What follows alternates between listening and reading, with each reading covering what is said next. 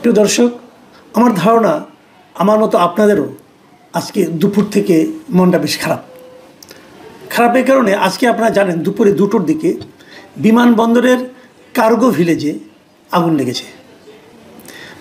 মানে cargo village মানে যেখানে আমদানি করা পণ্যগুলি, আমদানি যে বিভিন্ন দেশ থেকে যারা পণ্য আমদানি করেন সেই আমদানিগুলো শুল্ক ছাড় করার আগে যেখানে রাখা হয়, সেখানে অনেক মূল্যবান পণ্য যেখানে রাখা হয়। এটা তো আপনি বুঝতেই পারেন যে বিমানে বিদেশ থেকে পণ্য কে আনে। সাধারণত পণ্য সামগ্রী আনা হয় জাহাজে করে। বিমানে তখনই আনা হয় যখন সেটা মূল্যবান, অতি মূল্যবান হয়, সেন্সিটিভ হয় এবং খুব জরুরি প্রয়োজনে আনা হয়, যে তাড়াতাড়ি রপ্তানি করতে হবে, কিছু একটা পণ্য আনা দরকার। মানে খুবই গুরুত্বপূর্ণ এবং মূল্যবান পণ্য সামগ্রী সেখানে থাকে। সেখানে আগুন ধরে গেছে এবং আগুন ধরে প্রায় সব কিছুই পুড়ে গেছে। আমি যখন এই কন্টেন্ট করছি, যখন এই ভিডিও করছি, তখনও আগুন সম্পূর্ণ নেভেনি। আমি এই জন্য একটু দেরিও করলাম, কিন্তু আগুন তখনও সম্পূর্ণ নেভেনি। তার মানে এটা শেষ। এবং এই আগুনটা এতই তীব্র ছিল, প্রায় কয়েক ঘন্টা, প্রায় 7-8 ঘন্টা আগুনটা জ্বলেছে, কিন্তু এখনও কখন নিভবে জানি না। যখন আগুনটা জ্বলছিল তীব্রভাবে, আমরা তো টেলিভিশনের ছবি দেখেছি, ভীতিকর একটা পরিবেশ। এটা করতে যে প্রায় 17-18 জন আগুন নিভাতে যে আনসারের সদস্যরা আহত পর্যন্ত হয়েছেন। আন্তর্জাতিক বিমান টিমান যেগুলো এসেছিলো তারা কেউ এখানে ল্যান্ড করতে পারেনি। সবাই কেউ সিলেটে চলে গেছে, কোথাও কোনো বিমান চট্টগ্রামে ল্যান্ড করেছে, আবার কোনো বিমান কলকাতা চলে গিয়েছে। মানে এরকম একটা ভয়ঙ্কর অবস্থা। এর আগে কখনো এরকম হয়েছে কিনা আমার জানা নাই, আমি শুনি নাই আর কি, আমার মনে পড়ে না যে এইভাবে এত জিনিসপত্র ক্ষতি হয়েছে। কেন এই আগুনটা ধরলো? এটা হয়তো 2 দিন পরে একটা তদন্ত কমিটি হবে, সেই তদন্ত কমিটিতে আপনি একটা ফল জানতে পারবেন, বলা হবে শর্ট সার্কিটে, কী বলা হবে আমি জানি না, কিছু একটা বলা হয়তো হবে, হয়ে একটা ঠিকঠাক হয়ে গেল। কিন্তু আপনারা কি খেয়াল করেছেন যে আগুন কেন ধরছে? এই কথাটা বললাম যে আগুন, বলবেন হ্যাঁ আগুন তো ভাই ধরতেই পারে, হ্যাঁ ধরতে পারে। তো 5 দিনের মধ্যে 3টা আগুন ধরলো, কিন্তু এটা খেয়াল করেছেন? 14 তারিখে আপনাদের মনে আসছে নিশ্চয়ই, প্রথম মিরপুরের শিববাড়ি এলাকায় একটা পোশাক কারখানায় আগুন ধরলো এবং তার পাশে একটা রাসায়নিক গুদাম ছিল, সেখানে আগুন ধরলো। 16 জন মারা গিয়েছে। খুব বেশি দিন আগে নয় কিন্তু, জাস্ট 14 অক্টোবর, আজকে থেকে 4 দিন আগে ঘটনা। আমরা সবাই ভুলে গেছি। আমাদের না চিন্তা চেতনা, আমাদের অনুভূতি সব বোধহয় ভোতা হয়ে গেছে। আমরা কী নিয়ে যেন ব্যস্ত আছি, খুব ব্যস্ত। আমরা চায়ের টেবিলে রাজনীতি নিয়ে আলোচনা করি। 14টা প্রাণ, তরতাজা প্রাণ। এদের 14টা মানুষের জন্য কিন্তু 14টা ইতিহাস আছে, 14টা স্টোরি আছে। এর মধ্যে আমি দেখলাম যে একটা দম্পতি, নবদম্পতি 1 মাস আর 2 মাস আগে বিয়ে হয়েছিল, দুজনেই মারা গেছে।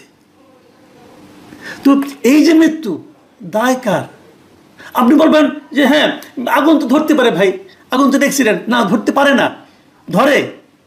পত্রপত্রিকা ঘাটেন কোন দেশে এই ধরনের কারখানায় কয়টা আগুন ধরে?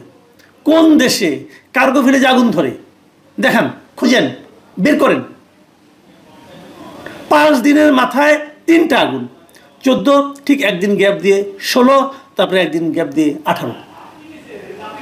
14 তারিখে আগুন ধরলো শিববাড়িতে, মিরপুরে পোশাক কারখানায়। 27 ঘন্টা লেগেছে সে আগুন নিভাতে, 27 ঘন্টা। কেমন আগুন ভাবুন আপনার। তার ঠিক একদিন পরে, মানে 14 পরে 15 তারিখে বাদ দিয়ে 16 তারিখে চট্টগ্রাম ইপিজেটে আরেকটা আগুন ধরলো। এই ইপিজেটে আগুন, ওটা তো অনেকটা বেশ সুরক্ষিত এলাকা। সেখানেও একটা তৈলে company, Adams তৈলে, cab, জিহং, surgical gown এগুলি বানায় তারা আর কি। সেখানে একটা 7তলা ভবন, সেই 7তলা ভবনে আগুনে প্রায় মোটামুটি সবই শেষ। এখানে কেউ মারা যায়নি, কিন্তু বিশাল একটা ক্ষতি হয়ে গেছে, সব পড়ে গেছে।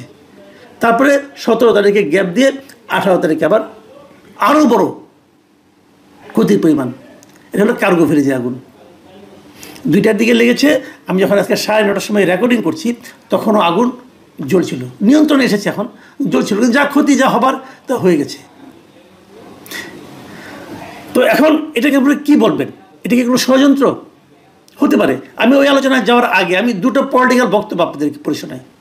মির্জা ফখরুল ইসলাম আলমগীর, দেশে এখন এই মুহূর্তে সক্রিয় পলিটিক্যাল পার্টিগুলির মধ্যে সবচেয়ে বড় পার্টি। ফখরুল ইসলাম আলমগীর কী বলেছেন? তিনি আজকে ঘটনাকে বলছেন যে এই গত কয়েকদিনের আগুন এবং আজকে শাহজালাল বিমানবন্দরের আগুন, এটা নাকি একই সূত্রে গাঁথা। বুঝলেন? উনি বলছেন একই সূত্রে গাঁথা। মানে তাহলে মিরপুরের পোশাক কারখানা, চট্টগ্রাম ইপিজেটের পোশাক কারখানা এবং কার্গো ভিলেজ একই সূত্রে গাঁথা। সূত্রটা কোথায় উনি ক্লিয়ার করেন নাই, বা সূত্রটা আমাদের জানতে হবে। উনি বলেছেন এসব ঘটনা পূর্ব পরিকল্পিত, তার মানে খুব প্ল্যান করে একই সূত্রের মাধ্যমে এই আগুনগুলি জ্বালানো হয়েছে। শুরু হলো ব্লেম গেম। আমি এটাকে ব্লেম গেম বলবো। আপনি কিভাবে জানলেন একই সূত্রের কথা? আপনি কিভাবে জানলেন ওই 3টা আগুন একই লোকে লাগিয়েছে? যদি লাগায় তাহলে আপনার যে জানার যে সূত্রটা সেটা দিয়ে আপনি সরকারকে হেল্প করুন। আমার কথা পরিষ্কার, হেল্প করুন, সরকার বের করুক এই সূত্রটা কে, কারা এটা এই আগুনগুলি জ্বালাচ্ছে। যেহেতু আপনি অভিযোগ করেছেন যে একই সূত্রের কথা, অতএব আপনার কাছ থেকে আমি প্রাথমিক ইনফরমেশনটা চাই যে কি দেখে কোন কারণে আপনার কাছে মনে হলো 3টা আগুন একই সূত্রের কথা হতে পারে। কিন্তু আমি ওনার কথা উড়িয়ে দিচ্ছি না, কিন্তু উনি সেটা গভর্নমেন্টকে হেল্প করুক, আমরা জানতে চাই এই সূত্রটা কি।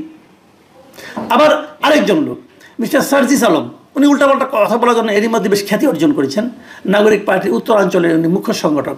তিনি বলেছেন যে এগুলো স্বৈরাচারের দোসরদের কাজ, তারা দেশকে অস্থিতিশীল করার জন্য এই কাজগুলি করতেছে।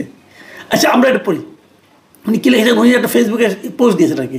সেই পোস্টে উনি লিখেছেন যে স্বৈরাচারের দোসরদের খুঁজে বের করে উপযুক্ত শাস্তির আওতায় আনতে না পারা অন্তর্বর্তী সরকারের অন্যতম ব্যর্থতা, বড় ব্যর্থতা, যার ফল বাংলাদেশকে দীর্ঘমেয়াদে ভোগ করতে হবে। বিভিন্ন জায়গায় আগুন লাগাকে বিচ্ছিন্ন ঘটনা হিসেবে দেখি না, এগুলো স্বৈরাচারের দোসরদের দেশকে অস্থিতিশীল করার চক্রান্তের অংশ। তথাকথিত তদন্ত কমিটির নাটক বাদ দিয়ে এর পেছনের প্রকৃত কারণ খুঁজে বের করা হোক।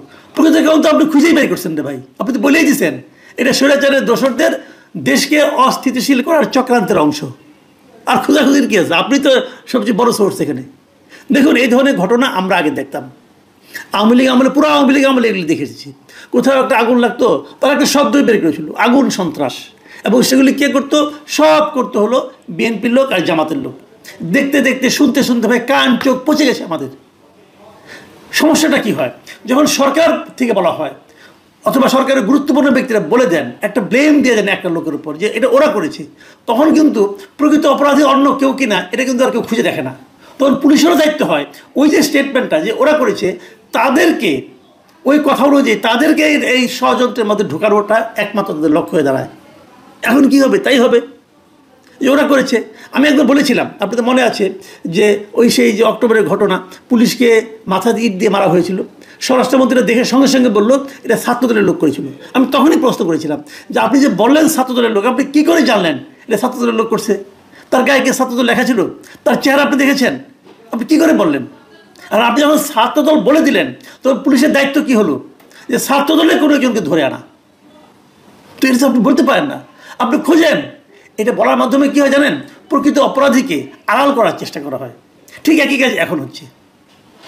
এগুলোর মধ্যে অপরাধী আছে আমি মনে করি, থাকতে পারে অপরাধী, কেউ লাগাতে পারে, আবার অ্যাক্সিডেন্টও হতে পারে। তো আমার মনে হয় যে একই সময় পরপর 3টা হয়, মানে এটা এমনও হতে পারে হয়তো কেউ আগুন দিয়ে লাগায়নি, কিন্তু ওখানে এমন একটা সিস্টেম গড়ে তোলা হয়েছে, এমন একটা আপনার মানে নজরদারিত্বের অভাব ছিল যে সহজে আগুন ধরতে পারতো। হয়তো সেখানে প্রকৃতপক্ষে রক্ষণাবেক্ষণের কোনো ঘাটতি ছিল, যারা ঘাটতি যাদের কারণে তৈরি হয়েছে তাদেরকেও আসামি করতে পারেন। তারা কেন এত সেন্সিটিভ জায়গায় তারা কেন গুরুত্ব দিয়ে দেখলো না? দেখুন, আবার এমনও তো হতে পারে দেশের মানে আপনার শিল্পাঞ্চলে এক ধরনের অস্থিরতা কায়েম করে, এক ধরনের আপনার এরকম তাণ্ডব তৈরি করার মাধ্যমে এই দেশের ব্যবসা বাণিজ্যকে ক্ষতিগ্রস্ত করা, সেটাও তো হতে পারে।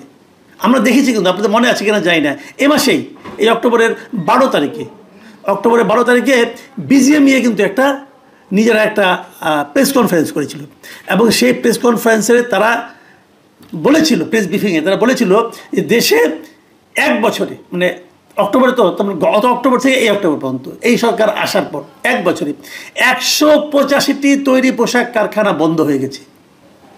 কারা আমলে বন্ধ হয়েছে? এই ডক্টর ইউনূসের নেতৃত্বাধীন অন্তর্বর্তী সরকারের আমলে।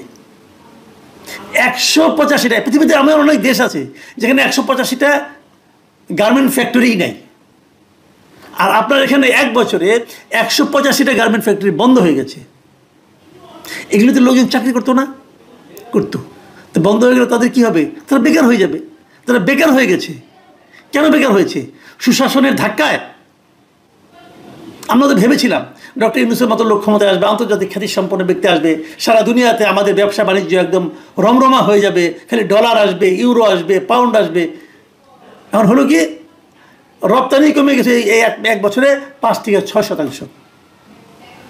যে শিল্পটার উপর আমরা সবচেয়ে বেশি নির্ভর করি, 1 বছরে তার ইনকাম আগে যা রপ্তানি করতো, রপ্তানির মাধ্যমে তো ইনকামটা হয়, আগে যা রপ্তানি করতো তার থেকে 5 থেকে 6% রপ্তানি কমে গেছে। রপ্তানি কমে গেছে মানে বৈদেশিক মুদ্রা আয় বন্ধ হয়ে গেছে। আর এর কারণে এই যে বন্ধ হয়ে গেছে যে এতগুলি পোশাক কারখানা, এর জন্য হাজার হাজার শ্রমিক বেকার হয়ে গেছে এই সরকারের আমলে। আর এখন যখন পোশাক কারখানা, 2টা পোশাক কারখানা আগুন ধরলো, এর নেতিবাচক প্রভাব পড়বে না? পড়বে তো। আমাদের অর্ডার কমে যাবে না? কমবে। তার মানে আগামী বছর হিসাব দেখবার আরও ভয়ঙ্কর অবস্থা। এবং তার পাশাপাশি এই যে কার্গো ভিলেজে যখন আগুন হয়, তখন এটার মধ্যে মানুষের, যারা নাকি আমাদের এখান থেকে অনেক কিছু নেয়, আমাদের এখান থেকে আমরা যাদের কাছে রপ্তানি করতে পারি, তাদের কিন্তু আমাদের উপর আস্থা কমে যাবে। সবগুলি মিলে ক্ষতি হবে কার? দেশের ব্যবসা বাণিজ্যের। তো যদি আমি এখানে একটা সূত্র খুঁজি যে 5 দিন ধরে আগুন ধরছে, তার আগে কি ধরেছিল, তাহলে কি আমি বলবো সুপরিকল্পিতভাবে এদেশের অর্থনীতিকে পঙ্গু করে দেওয়ার একটা প্রচেষ্টা চলছে? প্রিয় দর্শক, আপনারা হয়তো বলবেন যে অনেক বড় অভিযোগ করে ফেললাম। হ্যাঁ, ছোট মুখে অনেক বড়ই অভিযোগ করে ফেললাম, কিন্তু অভিযোগটা নিয়ে নিজেরা একবার একটু চিন্তা করে দেখেন।